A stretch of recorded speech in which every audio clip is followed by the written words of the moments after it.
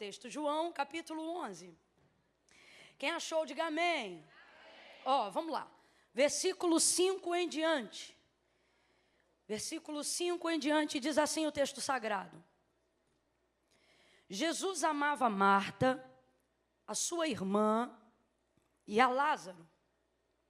Porém, quando ouviu que Lázaro adoecera, ficou ainda 2 dias no lugar onde estava. Depois disse aos seus discípulos: voltemos para a Judéia. E disseram os seus discípulos: Rabi, ainda agora os judeus procuravam apedrejar-te. Queres voltar para lá? Respondeu Jesus: não há 12 horas no dia? Se alguém andar de dia não tropeça, pois vê a luz deste mundo. É quando anda de noite que tropeça, pois não tem luz. Disse isto e continuou: nosso amigo Lázaro dorme, mas eu vou despertá-lo. Responderam os discípulos.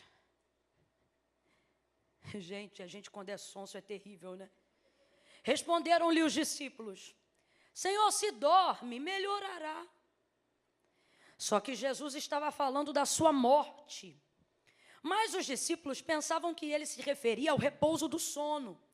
Então Jesus disse claramente: Lázaro está morto. E eu me alegro por esta causa, de que lá eu não estivesse, para que possais crer, mas vamos ter com ele. Versículo 18. Betânia distava a cerca de 15 estádios de Jerusalém. E muitos judeus tinham vindo visitar Marta e Maria para consolá-las acerca do seu irmão. Ouvindo Marta que Jesus vinha, saiu-lhe ao encontro. Maria, porém, ficou em casa. Disse Marta a Jesus: Senhor, se tu estivesses aqui, meu irmão não teria morrido. Mas ainda agora sei que tudo que pedires a Deus, Ele te concederá. E disse-lhe Jesus: teu irmão ressuscitará. E respondeu Marta: eu sei. Naquele grande dia, no último dia da ressurreição. E disse-lhe Jesus: eu sou a ressurreição e a vida. Quem crê em mim, ainda que esteja morto, viverá. E todo aquele que vive e crê em mim nunca morrerá. Crês nisto? E disse ela: sim, Senhor, eu creio que tu és o Filho de Deus que havia de vir ao mundo. Depois que ela disse isso, voltou e chamou Maria, sua irmã, e em particular lhe disse: o mestre está aqui e te chama.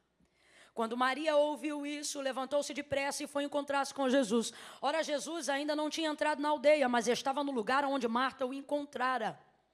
Quando os judeus que estavam com Maria em casa, que a consolavam, perceberam o quão rapidamente ela se levantara e saíra, seguiram-na, supondo que ia ao túmulo para chorar. Quando Maria chegou ao lugar onde Jesus estava e o viu, caiu-lhe aos pés, dizendo: Senhor, se tu estivesses aqui, meu irmão não teria morrido. E Jesus, vendo-a chorar, e também chorando os judeus que com ela vinham, comoveu-se profundamente em espírito e perturbou-se, e perguntou ele: onde o puseste? E responderam: Senhor, vem e vê. Jesus chorou. Então disseram os judeus: vede como o amava. Mas alguns disseram: não podia ele que abriu os olhos do cego fazer também que este não morresse? Eles não pensaram fazer que este ressuscitasse. Preste atenção. Não podia esse que abriu os olhos do cego fazer também que este não morresse? Jesus, comovendo-se profundamente outra vez, dirigiu-se ao sepulcro. Era uma gruta com uma pedra posta sobre ela. E disse Jesus: tirai a pedra. Disse Marta, irmã do morto: Senhor, já cheira mal, pois é hoje o 4º dia. Então Jesus lhe disse: não te disse que se creres, verás a glória de Deus?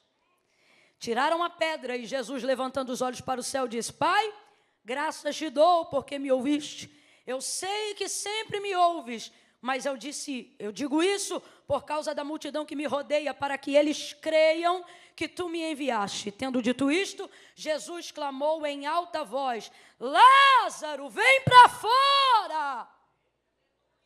O morto saiu. Não, você deve estar vendo isso todo dia. Não, eu não teria coragem de ouvir alguém ler isso e não dar glória. Eu não teria. Eu não vou repetir não, você perdeu a chance. Tendo as mãos e os pés enfaixados e o rosto envolto num lenço, disse Jesus, desatai-o e deixai-o ir. E você diz? Amém por essa palavra, glória a Deus. Glória a Deus, glória a Deus, glória a Deus. Aleluia, aleluia, aleluia. Jesus vai tomar uma decisão e esse milagre aqui, ele é um milagre muito maravilhoso. Camila, os outros milagres não são maravilhosos? Eles são, mas esse daqui é muito maravilhoso. Por que ele é muito maravilhoso? Porque Jesus vai tomar a decisão de ressuscitar Lázaro, independente do contexto da casa de Marta, Maria e Lázaro naquele momento. Naquele momento você vê que Jesus não está contando diretivamente com a fé de Marta, nem de Maria, menos ainda de Lázaro, que já estava morto. E nós associamos muito a realização de milagres maravilhosos à operação de uma fé imediata e direta. Tanto é que o próprio Jesus, incentivando a Marta, depois que ele chega na aldeia de Betânia, você vê como é que ele incentiva ela, dizendo assim, ó, se credes. Agora, eu quero que você use de inteligência, não vem no emocional nem no espiritual, não, vem no racional mesmo. Se Jesus já havia tomado uma decisão de que ele ressuscitaria Lázaro, responda com inteligência. Se a decisão é dele, ele é diferente. É diferente, por exemplo, daquele leproso que encontrou Jesus e disse assim, se tu quiseres, tu podes me limpar. Ali a manifestação de fé vem para cá como ação e a operação do milagre responde como reação à fé que foi provocada. Se tu quiseres, tu podes me limpar. E Jesus diz o quê? Eu quero, seja limpo. E o homem é limpo na hora. Existem milagres cuja operação agirá através da provocação da fé. Quem está entendendo, diga amém. Jesus fazia isso quase que cotidianamente no exercício do seu ministério. Você vai perceber, por exemplo, que acerca do paralítico do tanque de Betsaida, ele chega lá e ele, de Betesda, em outras palavras, ele chega lá e ele diz assim, olha, queres ficar são? Está provocando. Significa que ele tomou essa decisão de maneira autônoma. Não, vou fazer se eu perceber que você aceitou a provocação da fé. Então, ó, queres ficar são? Eu quero, mas toda vez que... Não, justificou, perdeu o foco da provocação. Aí Jesus repete, reitera, queres ficar são? Aí ele sai da justificativa e diz, eu quero. E aí Jesus opera um milagre e aquele homem caminha. Então, esse é um tipo de milagre e é o tipo mais comum para a realização de milagres. O milagre do qual tem uma fé provocada. Agora, qual é o milagre que eu estou ministrando nessa noite que Deus nos deu direção para esse dia? Aquele que opera desde o princípio. Que milagre é esse? Por que eu chamo esse milagre de maravilhoso e de superior aos outros em relação à expansão de milagre? Porque esse não faz uso da fé como provocação para o milagre ser operado. Faz uso da fé apenas para o milagre ser recebido. Camila, tem diferença? Tem diferença. Redobra a tua atenção. Você vai ver, por exemplo, no princípio, Gênesis capítulo de número 1, quando o Senhor Deus está determinado a criar tudo o que existe e tudo o que há. Lá no capítulo 1 do livro do Gênesis, você vai ver como Deus opera. E a principal motivação motora de Deus para a realização, mostra que você está comigo, esforce essa mente. A principal realização motora de Deus para a operação de coisas, de milagres, não é necessidade. É soberania, é princípio. Em Gênesis a gente vê isso. Como que a gente vê isso?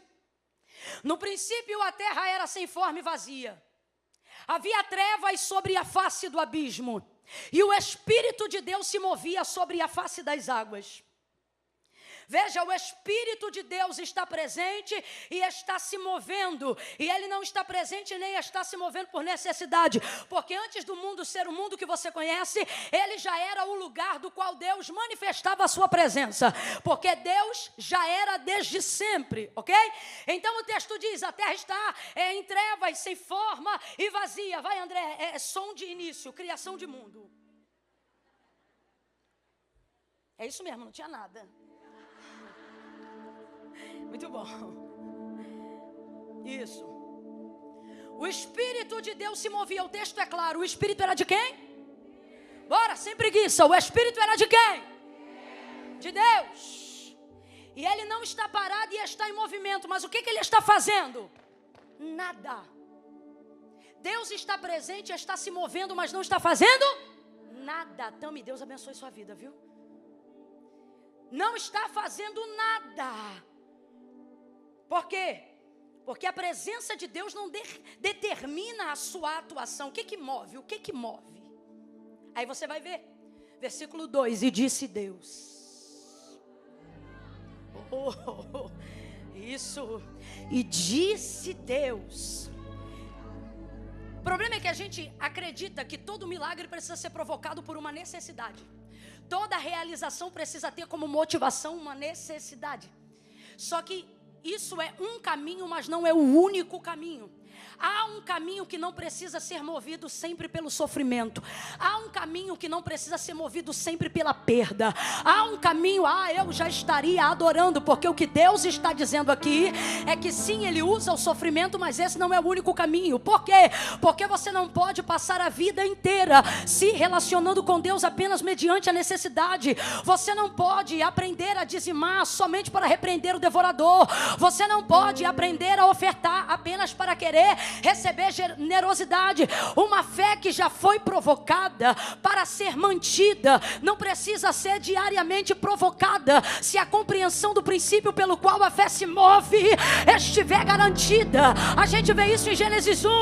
O texto diz, estava lá presente o mundo sem forma e vazio, mas o Espírito de Deus se movia. Eu quero que você guarde isso na sua mente. Deus está presente, não está parado, mas não está fazendo nada.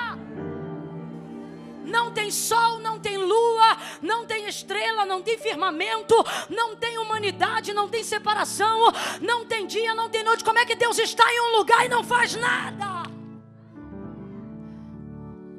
E o que vai fazer Deus fazer alguma coisa? O texto diz, a sua palavra, e disse Deus. Então tem um caminho, o caminho da palavra, o caminho da presciência, o caminho da onipotência. Camille, quem é que vai acessar a realização de Deus por esse caminho? João capítulo de número 1. No princípio era o verbo. Verbo é o quê? Palavra. Vamos lá, vou te perguntar. Verbo é o quê? Bora, redobra a atenção. Verbo é o quê? Verbo é o quê? Aí João vai falar agora de Jesus, em quem tudo opera. E Jesus não opera só agora que você o conhece. Antes da cruz ele já estava no haja luz. Por isso João vai dizer, no princípio era o verbo. O verbo estava com Deus, o verbo era Deus. Nele estava a vida, e a vida era a luz dos homens. O que João está dizendo para nós? Que Jesus é a palavra e a palavra é Deus. Então se a palavra é Deus, eu não preciso apenas ser provocada por Ele, eu também posso provocá-lo ao mencionar a sua palavra diante dele. Quando eu uso esse caminho, sofrimento não é mais a mola propulsora para eu ver milagre. Quando eu uso esse caminho, escassez não é mais motivação para eu viver milagre. Quando eu uso esse caminho, eu não preciso que a minha família seja destruída para começar a clamar restauração.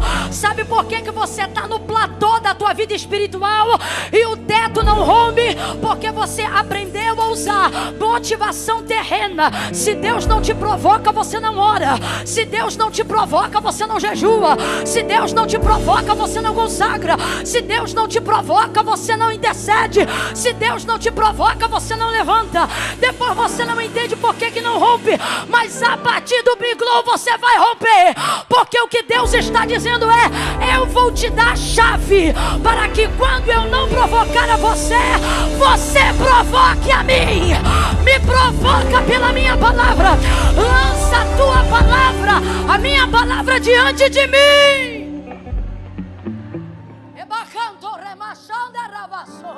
Levanta a mão direita o mais alto que você puder. O mais alto que você puder. Coloque a esquerda na mesma altura. Coloque a esquerda na mesma. Vou contar de 1 a 3. Quando eu disser 3, você vai impor as mãos no ombro da vizinha. Ah, Camila, mas eu não conheço ela. Não precisa conhecer. Deixa ela perceber que ela não veio para um evento gospel. Ela entrou numa casa de oração e Deus botou ela na roda dos profetas.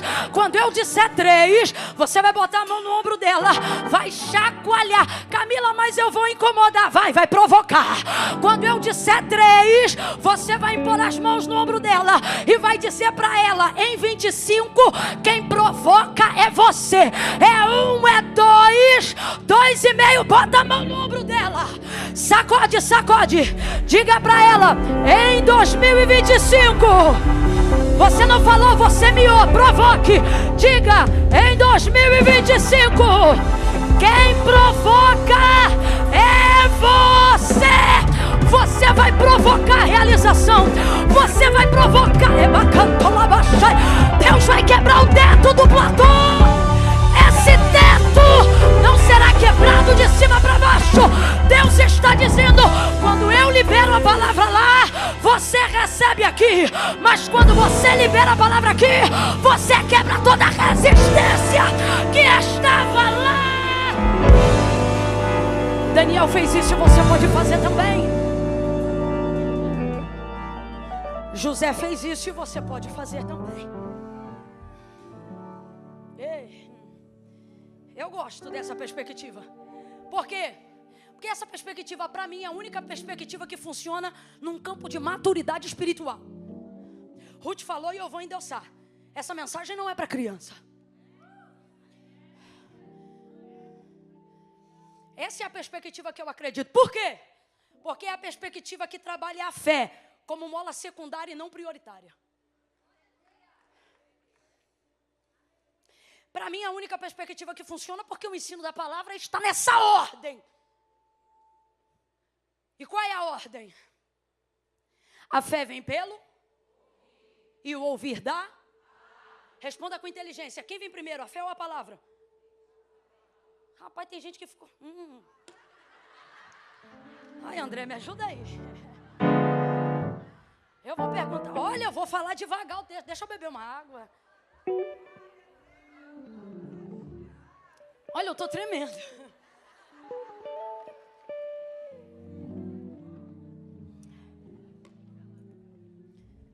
Porque a fé vem pelo ouvir. E o ouvir...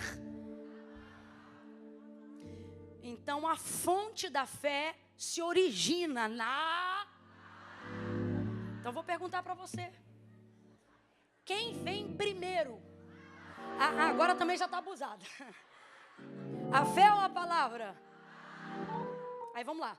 Porque sem fé é impossível agradar a Deus. Porque é necessário que todo aquele que se aproxima de Deus creia que Ele existe e que Ele é galardoador daqueles que o buscam. Engraçado porque o texto não diz que Ele é socorrista dos que o buscam. Não, Ele é galardoador. A prioridade de Deus não é socorro, é bênção. Ah, não.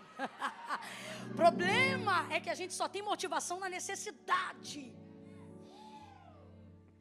Você está entendendo aí? Então está de boca fechada por quê?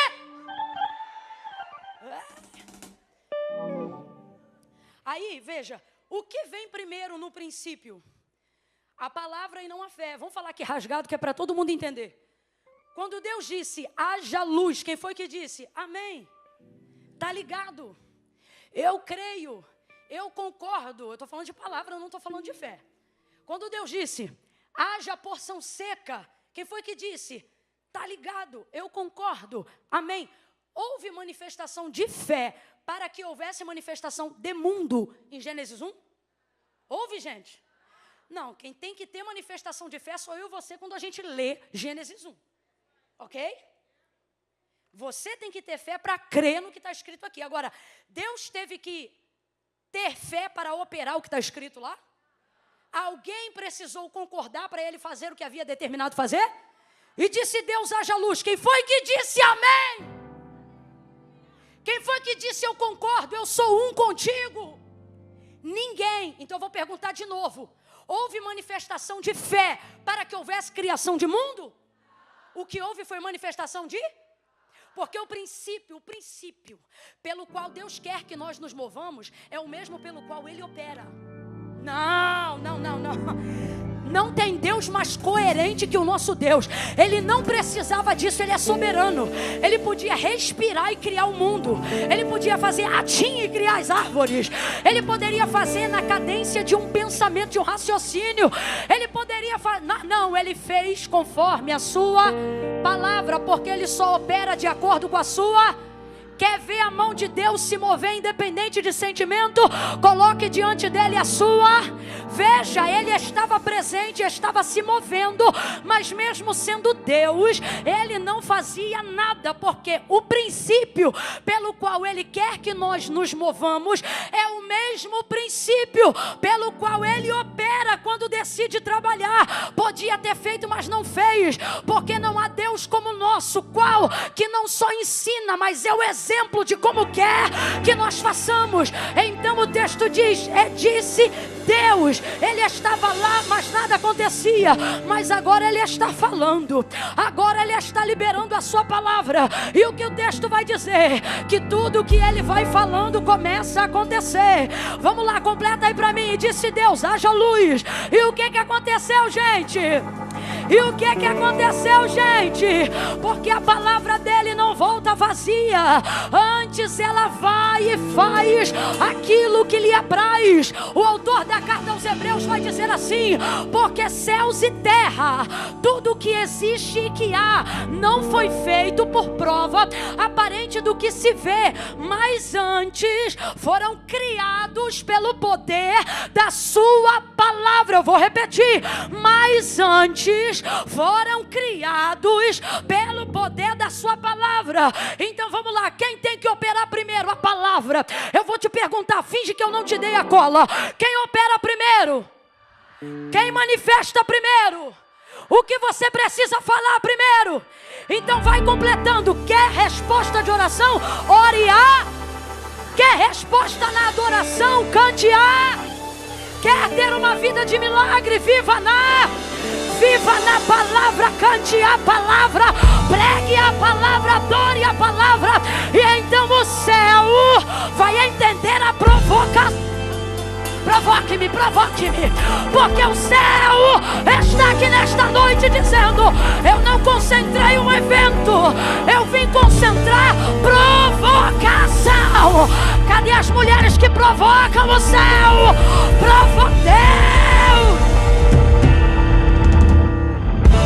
Eu não vim aqui orar o que eu preciso. Quem veio orar o que precisa já recebeu na metade do culto. Escute o que eu estou lhe falando em amor. A Camila, eu vim aqui porque eu preciso, já pode ir. Não precisa de tanto para receber o que precisa. Infinitamente mais do que pedimos ou pensamos.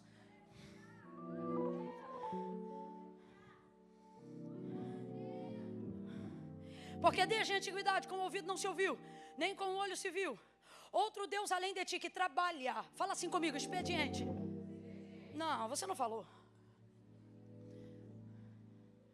Chia, expediente.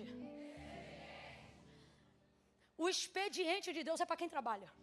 Ou perdão, é para quem espera nele. Porque desde a antiguidade com o ouvido não se ouviu, com o olho não se percebeu outro Deus além de ti que trabalha para aqueles que precisam. Esperam, para os que criam expectativa. Então Deus trabalha para quem tem fé. Agora só quem tem fé, quem conhece a sua? O que o salmista vai dizer? Em ti confiarão os que conhecem o teu nome. Aí você diz, conhecer o nome de Deus basta? Basta se você conhecer a palavra. Porque Deus e a sua palavra são a mesma pessoa. Se você diz que conhece a Deus, mas só tem o Salmo 23 na cabeça, você conhece o Salmo 23, mas não conhece Deus. Palavra, eu não estou falando de ajuda. Ajudar, Deus ajuda, meu irmão. Deus não tem esse negócio. Ajudar, Ele ajuda até quem você acha que não presta. Estou falando de expediente, de estar dormindo e Deus fazendo plantão. Ah, não. Não, você não entendeu. O salmista, ele diz, aos seus amados ele dá enquanto dorme. O que Deus está dizendo? Pode dormir que eu cubro o teu turno. Eu cubro o teu turno, eu cubro a tua madrugada. Eu alcanço a tua família, eu vou lá no Brasil, eu visito o Nordeste. Eu alcanço Singapura. Tu não tem condições de ir lá agora, então eu vou por ti. Só espera em mim que eu trabalho e não me canso. Mas o meu expediente não é para quem precisa, é para quem espera em mim. Então essa espera não fala sobre necessidade, essa espera fala sobre expectativa. Ora, a fé é o firme fundamento das coisas que se não vêem, certeza das coisas que se esperam. É disso que ele está falando. E o que opera isso? A palavra. Então, primeiro vem a palavra e depois vem o exercício da fé. Talvez você está me ouvindo aqui agora e está acostumado tanto a só ser provocado que não consegue compreender como poderia provocar, positivamente falando, o Senhor. De tão acostumado que você está a receber só de cima para baixo, sem dar nada de baixo para cima. E aí você pensa, como que eu vou fazer isso com o Senhor? Como eu vou viver esse nível? Camila, como é que eu arrebento esse platô?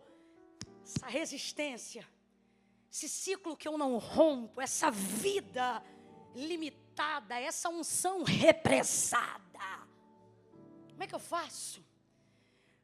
Levando a compreensão de que sem o entendimento da palavra, você jamais terá uma fé potente e eficaz.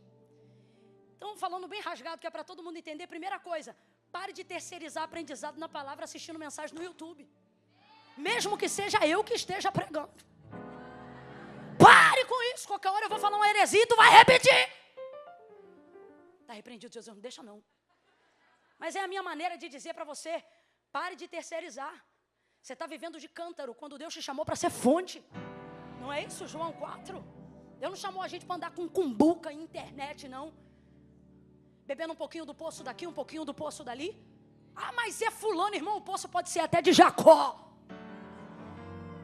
Uai, não é? Vem beber da fonte, aquele que beber da água que eu lhe der. Aquele que beber da água que eu lhe der.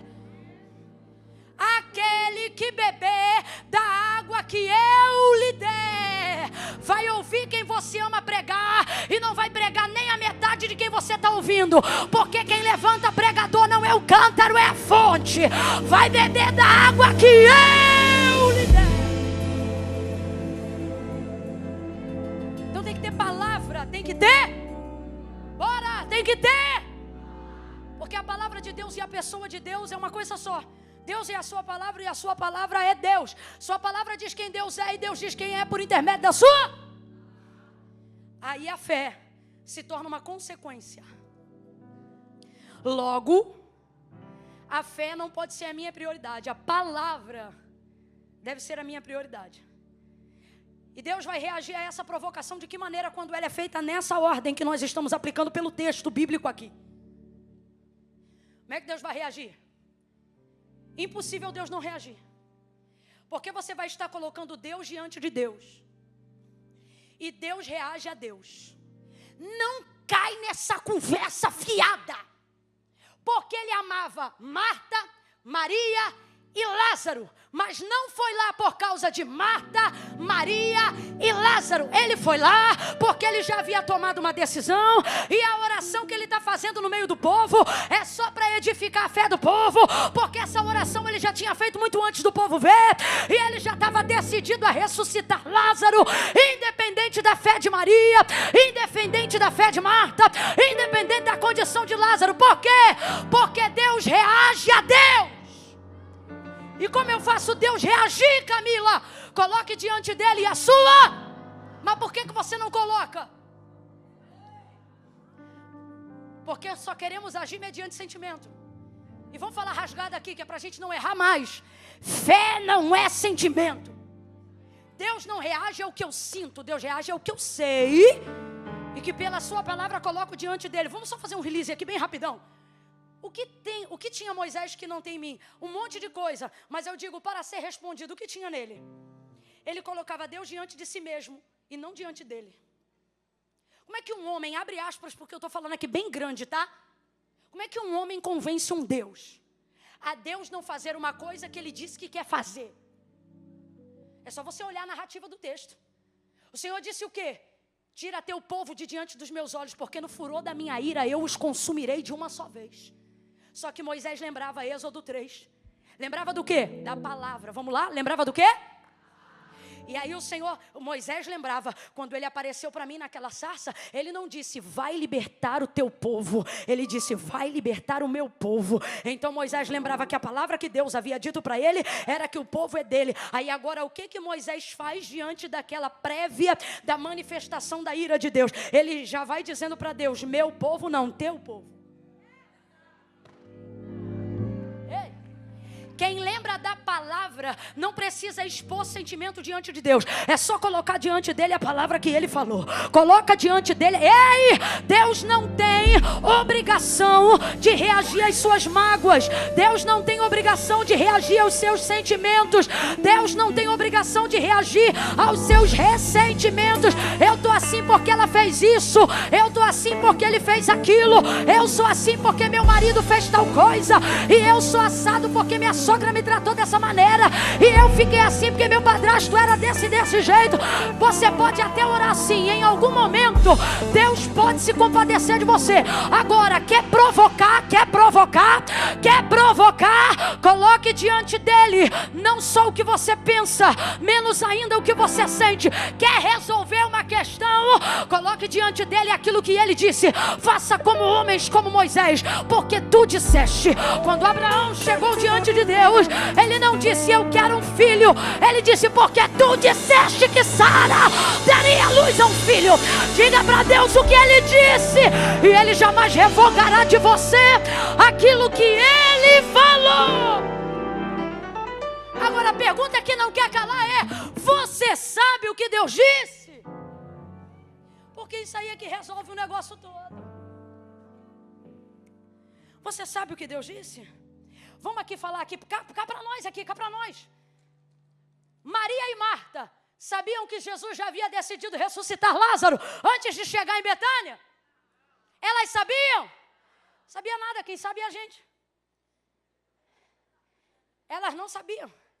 Eu quero que você olhe com carinho para alguém, seja profeta de Deus nessa noite e diga assim: olha, tem um monte de coisa sobre você que um monte de gente já sabe, menos você.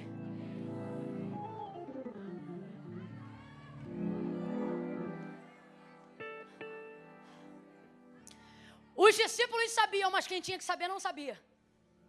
Os outros sabiam, mas a quem era interessante saber, nem imaginava. Por quê? O contexto da morte, da dor, absorve completamente qualquer expectativa de provocação. Rapaz, eles estão tão desacreditados, que quando Jesus chega lá, ao verem que ele chora, vendo Maria e os judeus chorarem, chegam a dizer assim: não poderia esse, que abriu os olhos do cego, impedir que este não morresse? Gente, se ele poderia impedir que não morresse, também não poderia fazer com que ele ressuscitasse. Só que eles nem pensam nisso, porque a dor absorve a perspectiva, a expectativa e a capacidade provocativa. É a dor, olha para cá. Não é que você não é crente, é que a dor consumiu parte do conhecimento que você tinha sobre o que Deus iria fazer. O texto diz que Jesus falou 3 vezes. Quantas vezes? Bora, quantas vezes? 3 vezes ele disse que ele morreria, mas ele ressuscitaria. 2 vezes em linguagem figurada e 1 vez de maneira literal. Ele disse: olha, o Filho do Homem vai ser entregue, vai morrer, mas ao 3º dia ele ressuscitará. E o texto diz assim, ó: e disse Jesus aos seus discípulos. Então a promessa era para quem? Para os discípulos, para que eles criassem expectativa de que o Filho do Homem ia morrer, mas ao 3º dia ele ia. Mas no dia que ele morreu, foi sepultado. E eles não lembravam. Aí o texto vai dizer assim, ó, que os sumos sacerdotes, lembrando do que dizia ele quando vivia. Você não pode, você está brincando comigo? Então quer dizer que o canhoto, o catiço, o capiroto lembra, e você está aí com cara de brisa.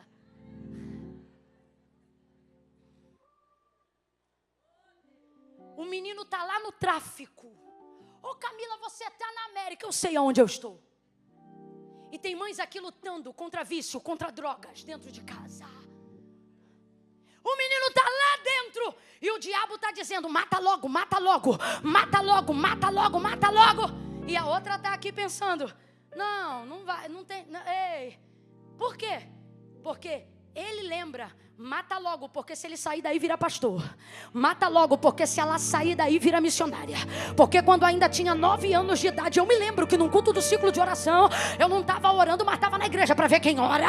E o diabo, seu diabo falando, dizendo, e eu me lembro que ela carrega uma promessa de que iria ser profetisa, de que ia ser esposa de pastor, de que ia ser um evangelista, de que ia ser uma... E a mãe está lá desligada.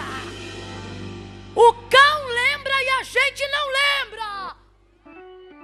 Os inimigos de Jesus, aqueles que o crucificaram, lembravam-se e disseram assim para Pilatos: amarra uma corda, sela, encera e coloca guardas à porta do sepulcro. Porque esse aí, quando vivia, dizia que ressuscitaria. E se o corpo sumir, será maior a causa da morte dele do que o momento de tudo que ele fez em vida. Agora os discípulos não lembravam. Veja. Quem recebeu a palavra não lembrava. Porque a dor da crucificação consumiu parte do conhecimento que eles tinham acerca do que Jesus havia dito. Olhe para cá.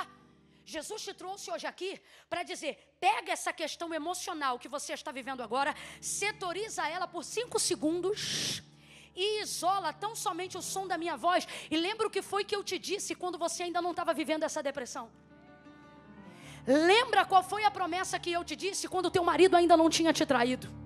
Ei, isola esse estágio de quimioterapia só por 5 segundos e lembra-se o que eu te falei antes do tumor aparecer. Será que o que eu já havia determinado para você não sabia o que ia acontecer no período intermediário a esse dia chamado hoje? Mas o que a gente faz? A gente lembra da promessa no passado, acredita que Deus vai fazer algo no futuro, mas fica interrompido pelo presente, não porque não tem palavra, mas porque a fé foi consumida pelo esquecimento de uma palavra que não é mais manifestado, porque a dor desse momento consumiu suas ideias.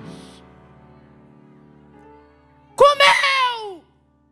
Aqui, ó, tá tudo aqui, mas você não lembra. Porque agora você só lembra do tratamento. Agora você só lembra de 20 gotas de Rivotril. Agora você só se lembra do que está acontecendo no meio. Só que eu quero dizer isso para você. Jesus disse, antes de chegar em Betânia, disse aos seus discípulos, ele verbalizou, ele decidiu: meu irmão, palavra de Deus não volta vazia. Lázaro, nosso amigo, dorme. Vamos direto para a parte que ele tem que falar literalmente.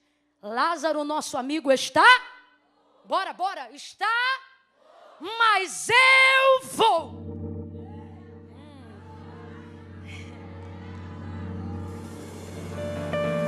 Eu vou.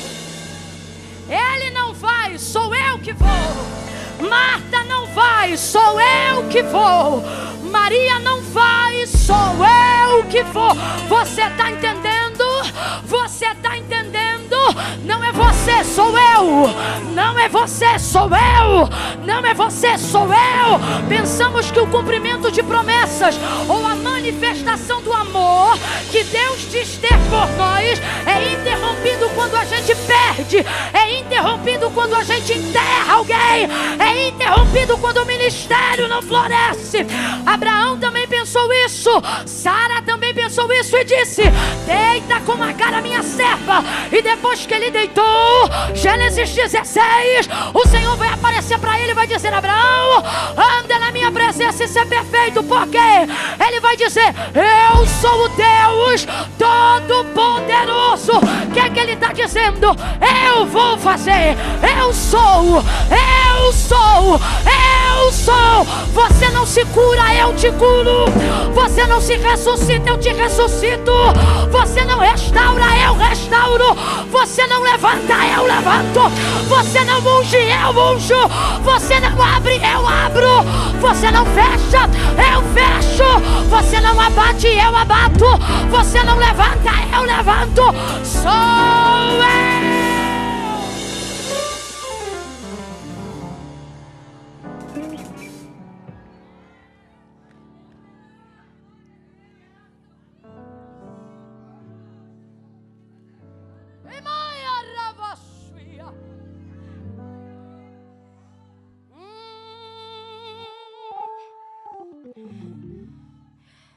Lázaro, nosso amigo, está morto, mas eu vou ressuscitá-lo. Eu vou. Irmão, por favor, inteligência. Se Jesus está dizendo eu vou, importa se alguém disser não vai não. Se Jesus está dizendo eu vou, importa se o laudo médico diz que você só tem mais 1 ano de vida? Se Jesus disser eu vou, importa quantos anos está na prostituição? Se Jesus disser eu vou fazer, importa se a porta está fechada? Se é Jesus que diz eu vou fechar, importa quanto tempo tal legalidade está aberta?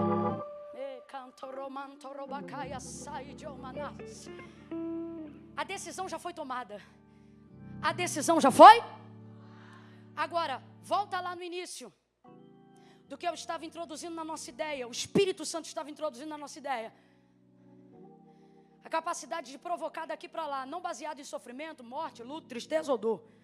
Ela está em quê? Na capacidade que você tem de armazenar o conhecimento que Deus te deu sobre Ele acerca de você. Vamos explicar na prática como é que é isso? Tudo que você for capaz de verbalizar acerca do que Deus disse diante de você é colocar Deus diante de Deus. Qualquer outra coisa pode levar um tempo para Deus reagir, menos uma coisa. Quando você coloca Deus diante de Deus, Ele reage prontamente diante dele. Por isso a oração desses homens não era eu sinto, eu quero, não, era tu disseste. Eu me lembro dessa ocasião que pincelamos agora, de Moisés falando assim com o Senhor. E como que vai ficar os egípcios que ouviram o Senhor dizer? Gente, pelo amor de Deus, é ter muito conhecimento do que Ele falou. Então veja, nós não estamos colocando diante dele o que nós queiramos que ele faça, estamos colocando diante dele aquilo que ele disse que ia fazer. Mas qual é o problema hoje de algumas pessoas? A ideia de que ao lembrarem de uma promessa pensarem, mas será que foi Deus que falou ou o vaso estava na carne? E por que isso? Porque você só se apoia no que foi dito pela boca do homem porque não lê a Bíblia. Então quando eu peço para você acessar a lembrança de uma promessa, você tenta acessar uma voz profética. Você tenta acessar uma ministração, um evento, um culto, um manto. Mas se tivesse conhecimento do que Deus diz na primeira pessoa, não precisaria acessar lembranças ou memórias que ainda estão sendo testadas. Você poderia acessar diretamente algo que já foi comprovado. A palavra de Deus. Porque pela terceira vez nessa noite eu digo, Deus e a sua palavra são a mesma pessoa, são uma coisa só. Então Jesus tomou uma decisão. Eu vou contar de 1 a 3, tu vai gritar. Camila, mas eu acho que eu não tenho mais força não. Tem sim. Eu estou gritando desde 11h30 da manhã, você também pode. Quando eu disser 3, você vai gritar para essa irmã que está do seu lado. Camila, mas eu não sou de gritar, veio no culto errado então. Mas Camila, você disse que a gente não está no lugar certo, na hora certa, fazendo a coisa certa. É por isso que eu estou dizendo, você não está no lugar errado, você veio aprender a gritar. Quando eu disser 3, você vai olhar para quem está do teu lado e vai gritar. E vai dizer assim para ela, ó. Está decidido. Qual é a palavra que você vai gritar? Não precisa gritar agora não, armazena fôlego. Está decidido. Agora o que está decidido? Coisas sobre você que você não sabe, mas já foi decidido. O que estava decidido acerca da casa de Marta, Maria e Lázaro? A ressurreição do morto. Estava decidido sim ou não? Mas Marta, Maria e Lázaro sabia? Agora vamos falar rasgado. E precisava saber para Jesus ressuscitar? Já estava. Só que o que a gente vai descobrir? que está decidido, mas Jesus não faz, enquanto não convence essas bênçãos. Aí eu vou te perguntar, precisa? Precisa? Não precisa. Mas esse é o jeito dele de dizer, não preciso, mas sem você também não faço. E sabe qual é a nossa raiva? Quando alguém diz assim, ó, é Deus que vai fazer. E Deus sabe o que você não pode. Mas continue crendo. Só que o fato dele saber que a gente não pode, não impede a gente de ir. Porque a vontade que dava era de dizer, se tu não precisa de mim para fazer, então faça. Mas parece que ele chega na nossa Betânia e diz, eu vim fazer, mas sem você não vou. Ai, que doideira. Ele chega em Betânia, decidido, Lázaro está morto, mas eu vou ressuscitá-lo. Então o que Deus está dizendo para nós? Se eu tenho o poder para tomar uma decisão que envolve você, sem ter que participar você na hora que eu estou decidindo, não tenho eu poder para depois de decidir te convencer. Então eu quero dizer para você que hoje, no dia 8 de março de 2025, dentre tantos caminhos, dentre tantas palavras de força, de edificação, de confronto e de renovo, essa corrobora o fim da noite para dizer para você, eu te trouxe aqui para te convencer. E o Senhor está dizendo, você está dizendo, me convencer de quê, Senhor? E Ele, eu vou te convencer que eu já fui convencido. Eu vou te convencer que eu só preciso ser provocado. Não há nada, nenhuma expectativa que você crie, nenhum desejo que você tenha, a realização de nenhum outro milagre, daqueles mais altos que você almeja. O Senhor está dizendo, quando esse vento sopra na tua mente, ele já é uma convicção minha, e para você acessar, você só precisa do conhecimento daquilo que eu já disse. E como é que o Senhor vai fazer isso, Deus? Ele está dizendo, eu vou te convencer que eu não chego só para chorar com você, eu chego para fazer o que eu já decidi. E aquilo que está acontecendo no meio do processo não vai impedir a realização do resultado, do fim que eu já determinei. Quando eu disser 3, eu não sei se você está tratando câncer, eu não sei se você está divorciada, eu não sei se você está cuidando de depressão, eu não sei qual período você está da terapia. Quando eu disser 3, você vai gritar para ela, está decidido, é 1, é 2, é 3, grite, está decidido, tua casa, tua família, as promessas de Deus, está decidido. Eu não sei o que você está vivendo agora, mas o meio não pode impedir o fim. Você pode ter trancado a matrícula da faculdade agora, esse ano, e talvez você pense, o primeiro trimestre já foi comprometido. E o Senhor está dizendo, nada do que você está para ver no meio vai atrapalhar porque eu decidi. Está decidido. Você está debaixo de uma palavra. Vamos lá? Você está debaixo de uma? Traz sobre a tua cabeça. Você está debaixo de uma? Você e eu, nós estamos debaixo de uma palavra. Palavra não tem a ver com sentimento. Palavra tem a ver com conhecimento. O Senhor disse assim, Ezequiel, filho do homem, poderão viver esses ossos? Senhor Deus Jeová, tu sabes. O que ele está dizendo? Dos ossos eu não sei nada, mas do Senhor vai ser o que tu quiser que seja. Então, filho do homem, profetiza e diga-lhe assim, ossos secos, ouçam a palavra do Senhor. Preste atenção. Diga-lhe assim, filho do homem, vento dos 4 cantos, sopra sobre este vale. Diga-lhe assim, filho do homem: porei em vós nervos, tendões, músculo, pele. Porei em vós o Espírito e vivereis. Deixa eu ver se você está ligado. Ezequiel 37. Quem está dizendo isso?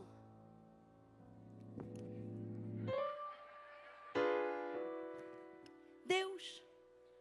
Quem está dizendo isso? Deus está dizendo isso. Só que Ezequiel conta que a visão foi assim, ó. Tomou pela mão, me levou no meio de um vale, que estava cheio de ossos. Me deixou lá, revista Almeida corrigida, não atualizada. Me deixou lá. Então, ele diz, olha, poderão viver? Vamos falar aqui rasgado?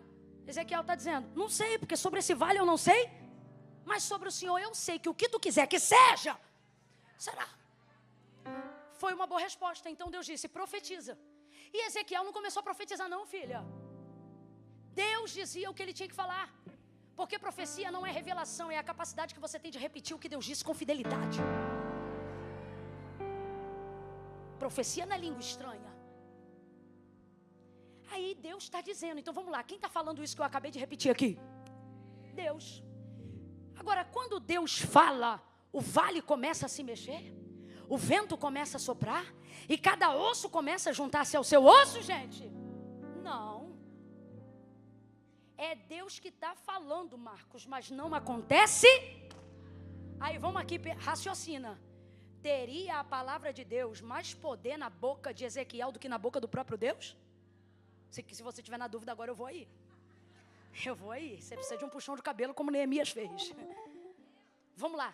Teria a palavra de Deus mais poder na boca de Ezequiel do que na boca de Deus? Não, claro que não.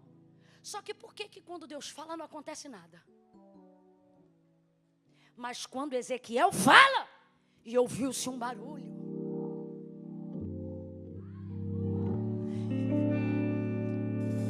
E cada osso começou a se juntar ao seu osso.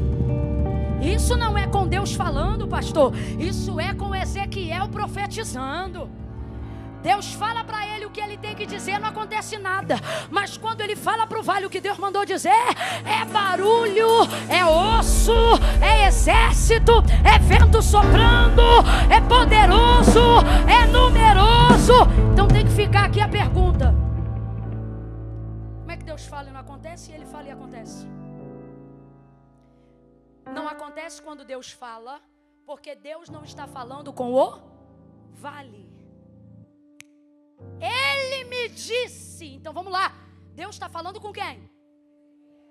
Então se Deus está falando com Ezequiel, quem é que vai ouvir? Quem é que vai discernir? Porque Deus não está falando com o vale. Deus está falando com os ossos? Deus está falando com o vale? Deus está falando com? Deus está dizendo para Ezequiel o que ele tem que dizer para o... Deus não está dizendo para o vale o que o vale tem que fazer. Por isso que quando Deus fala não acontece nada, porque Deus não está falando com o... Deus está falando com... Agora diga para mim, quem está no vale? Quem está no vale? Ezequiel, o profeta. Aí a gente se pergunta assim, Deus, se tu tem palavra na minha vida, se tu é comigo, se já está decidido, por que quando o Senhor fala comigo já não faz? E Deus te trouxe hoje aqui para dizer, porque aonde eu te ponho para falar, eu não falo. Eu falo com você e você fala com a dívida. Eu falo com você e você fala com o enfermo. Eu falo com você e você fala com a porta fechada. Eu falo com você e você fala com o morto. Aonde eu te der a autoridade para liberar a minha palavra, eu não abro a minha boca. É você que abre a tua. Abre a tua boca e comece a entregar a palavra.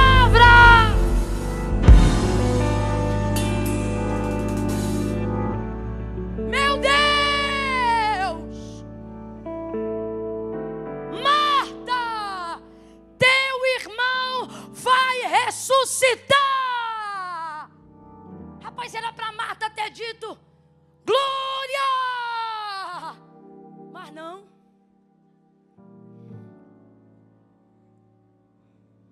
Marta é daquelas que diz assim, ó, eu creio. Sabe assim, está profetizando um monte de vitória. E a pessoa está assim, amém, amém.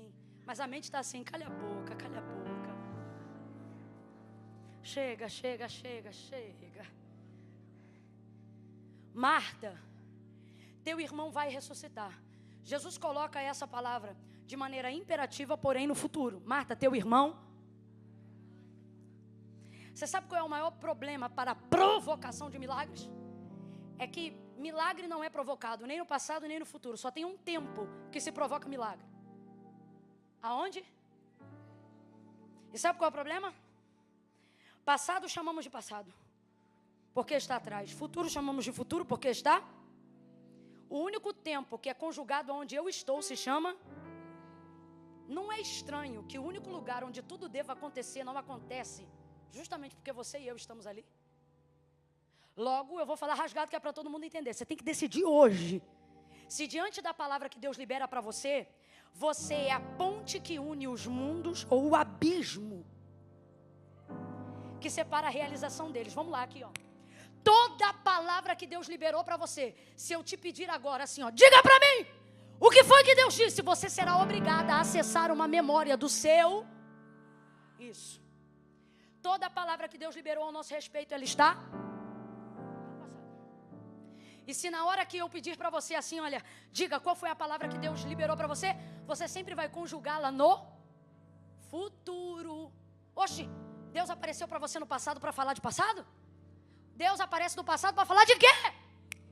Então não me irrite. Então se eu digo assim, me diga, o que foi que Deus já te disse? Você vai ter que acessar uma memória do... Mas se eu digo assim para você, repita, o que foi que Deus falou? Você vai conjugar como se ela fosse acontecer no... Deus disse que salvaria meu filho. Deus disse que me daria uma empresa. Deus disse que me levantaria como pregadora. Deus sempre para o... Só que qual é o problema? Que entre passado e futuro tem uma coisinha chamada... E às vezes o que falta para unir os dois pontos, o que Deus disse, com a realização do que Ele falou, é o... E quem está lá? Você. E eu. Tem que ser crente para dizer isso. E Deus está dizendo para você. É você que determina se é a ponte ou se é o abismo. Se é a conjugação do verbo que realiza ou se é o hiato no tempo. É você. Olha, o problema de Marta é o mesmo do nosso e eu começo a encerrar. Marta diz, Jesus diz assim, teu irmão vai ressuscitar. Ela diz, eu sei. Naquele grande dia, no último, ela joga um milagre lá para frente. Aquele grande dia, o último da ressurreição. Aí Jesus conjuga para ela assim, ó, Marta, eu sou a ressurreição e a vida. Gente, essa conjugação, eu sou, está no passado ou no futuro? Isso aí, nenhum dos dois. Está no presente. O que Jesus está dizendo? Nem lá, nem lá. Ele vai ressuscitar aqui, agora. E se eu te disser nessa noite que você está jogando para 4, 5 anos para frente, coisa que Jesus está dizendo, é para esse mês de março. É só você é só você decidir ser a ponte. É só você, meu Deus, seja a boca de Deus para alguém aí agora e diga para essa pessoa, seja a ponte. Seja a ponte. Seja a ponte, Marta. Você não é o abismo, você é a ponte. Sai do passado. Sai dessa ideia de futuro. Entra no presente. Agora veja, Jesus é a única pessoa nessa terra que poderia conjugar dizendo assim, olha, eu fui a ressurreição e a vida. Porque a Bíblia diz que o Cordeiro já estava preparado antes da fundação do mundo. Ele também poderia dizer, eu serei a ressurreição e a vida, como evidência do Calvário e do sepulcro, para falar da ressurreição que aconteceria. mas ele não usa o tempo que ele transita, pelo amor de Deus, veja isso. Ele vai realizar um milagre na casa de Marta. Então ele não vai usar o tempo dele. Ele vai trabalhar no tempo dela. Ela não tem poder sobre o futuro, menos ainda sobre o passado. Só que ela pode ser útil agora, no presente. A fé dela é útil agora, no presente. Sabe qual é o nosso problema? Temos fé para o que não pode ser mudado. Como é que você sabe, Camila, que ela tinha fé? Porque ela disse, se tu estivesses aqui, meu irmão não tinha morrido. Marta tem tanta fé que ela crê que se Jesus estivesse antes, ele não tinha morrido. Só que olha o que Jesus está dizendo. Marta, não ter chegado na hora que você esperava não impede de acontecer o que vai acontecer.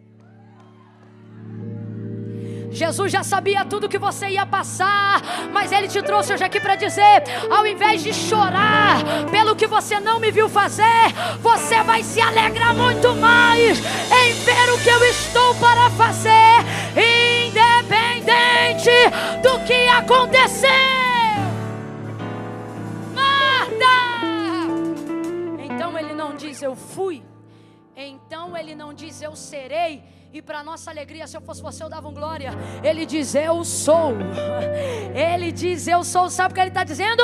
Eu não vou te jogar no meu tempo. Eu vou manifestar o meu poder no teu tempo da vida.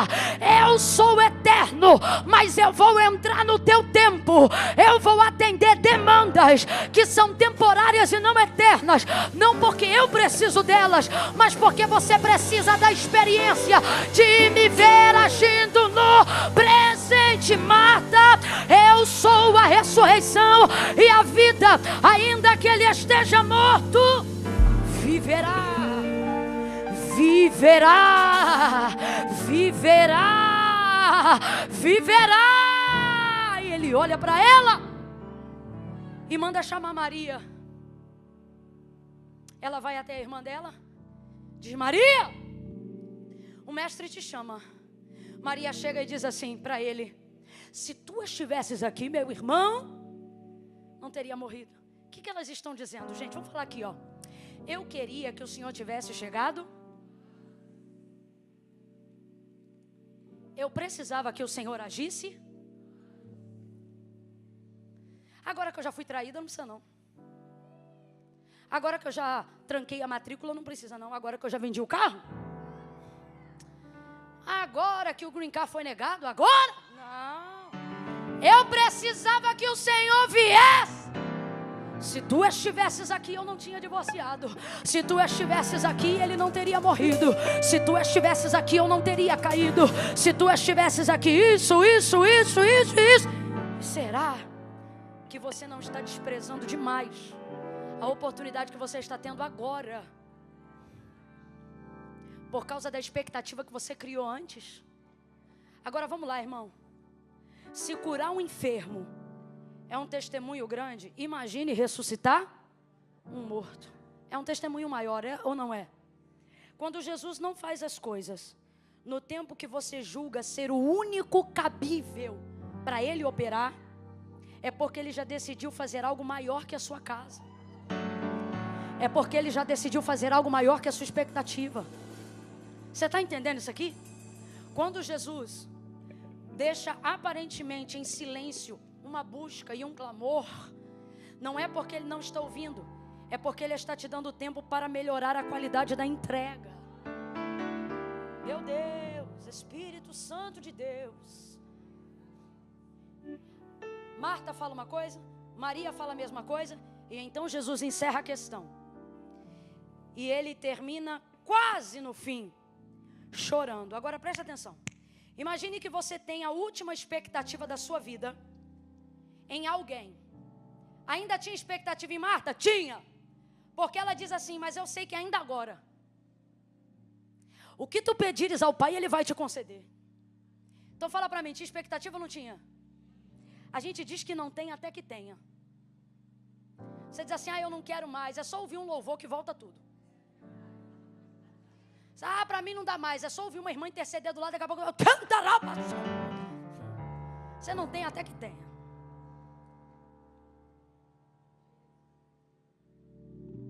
Eu sei que ainda agora tudo que tu pedires ao Pai, Ele vai te conceder. Então tem uma expectativazinha. Aí imagina que aquela expectativa ali, derradeira, que ela tem no coração em Jesus, ela olha de repente para ele e chega a Maria chorando. Se tu estivesses aqui, eu não teria morrido. Olha a visão da derrota, olha a visão da derrota. Aí Maria está chorando. Aí os vizinhos que gostam de Maria, que é cheia de graça, né? Aí eles olham Maria. Aí Marta está com a expectativazinha. Não, mas ainda agora. Só que aí ela olha para o Salvador aquele. Rapaz, não tem coisa pior do que ver o alvo da sua fé chorar. Eu quero que você se coloque por 2 segundos no lugar de Marta. Imagina que a única pessoa que pode mudar tudo começa a chorar com todo mundo. Para pensar. Fala sério se nessa hora você não ia dizer, já era. Acabou. Não é? Não é porque ele se compadece que ele não tem poder para mudar o quadro. E aí ao terminar ele chora. E então ele diz assim: onde o puseram? Eu gosto de uma versão que diz assim: me conduza até lá. Agora vamos lá. Se esse homem que já decidiu, o Cristo, ressuscitar o Lázaro, antes mesmo de chegar em Betânia, fala para mim, ele sabia onde o corpo de Lázaro havia sido sepultado, sim ou não? Jesus sabia onde Lázaro estava, sim ou não? Só que por que ele está pedindo para mostrar para ele? Já está decidido e ele sabe onde ele está. Ele está dizendo, eu vou fazer tudo que eu já decidi, mas eu me recuso a fazer sem você. Então Marta e Maria vão levar Jesus até lá. Marta, muito constrangida, vai dizer, Senhor, cheira mal. Gente, já tinha verme. Já, 4 dias já dá. Lá dentro, lá no Brasil a gente chama de tapuru. Aquela, sabe, miudinho? Podre.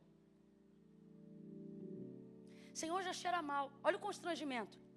Eu quero muito que Deus faça uma coisa, mas eu esqueço do estado que está, até que Ele decida ir lá. E é quando Ele decide ir, que começa a me vir o constrangimento de ver o santo tocar no que já é impuro, de ver pedras que eu julguei como questões resolvidas, de repente terem que ser removidas. O milagre que eu provoco me expõe, me deixa vulnerável. Logo, quem tem o status acima da fé não aguenta ver milagre. Vai ter que abrir, vai ter que expor, só que aí vai depender de quanto você ama o que morreu. Você ama esse casamento? Então vai ter que deixar Deus abrir a área da traição. Você ama esse ministério? Então vai ter que entrar no gabinete e confessar o pecado que os outros disseram que você cometeu e que você fingiu que não cometeu. Deixa o teu pastor saber da tua boca. Tira a pedra! Se expõe. Se expõe que o verme sai. Se expõe que a putrefação sai. Vem, André, que aquele que habita em meio aos louvores vai amaciar o entendimento do duro coração. Deus está dizendo, você quer que eu faça, mas fica constrangido com o teu morto. Você quer que eu faça, mas quando vê o que eu vou ter que tratar, prefere deixar para lá. Mas hoje nós vamos ter atitude de Marta, coração de Maria. Leva ele lá. Eu não sei qual área da tua vida faleceu, mas o Senhor está dizendo, eu vim te ensinar a provocar milagre. Mande uma mensagem para o céu agora. Fique de pé no teu lugar e coloque agora diante dele palavras que ele liberou a seu respeito, coisas que ele disse acerca da tua casa. Coloque diante dele agora. Eu vou te dar um conselho para que sua oração seja respondida.